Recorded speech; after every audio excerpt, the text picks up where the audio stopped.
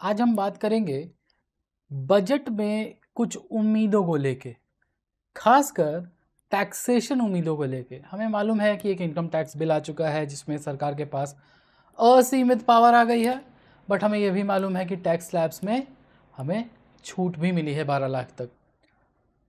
अब हमें यह समझने की ज़रूरत है क्योंकि inflation is a part of growth, क्योंकि इन्फ्लेशन तो आता ही रहता है, महंगाई आती ही रहती है।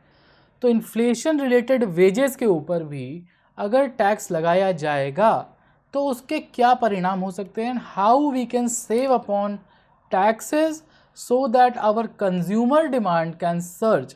कि अगर हम टैक्स कम लेंगे लोगों से, मान लो इन्फ्लेशन रिलेटेड टैक्सेस कम लेंगे तो लोगों की जेब में पैसे ज़्यादा बचेंगे, जिसकी वजह से they can increase their disposable income and that will increase the demand.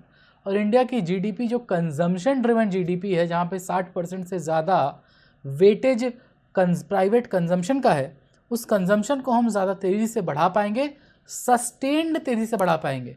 यानी अगर साल दर साल, अब ऐसा समझो, अभी हम आगे चलते हैं, थोड़ा और समझाने की कोशिश करेंगे, बट हम इसको हिस्टोरिकल डेटा से समझेंगे पहले कि कहाँ थे, आज कहाँ हैं और आगे हमें कहाँ जाना होगा, किन देशों से हम सीख सकते हैं और कैसे अपने बजट के टैक्सेशन सिस्टम को हम और ज़्यादा स्मार्ट बना सकते हैं।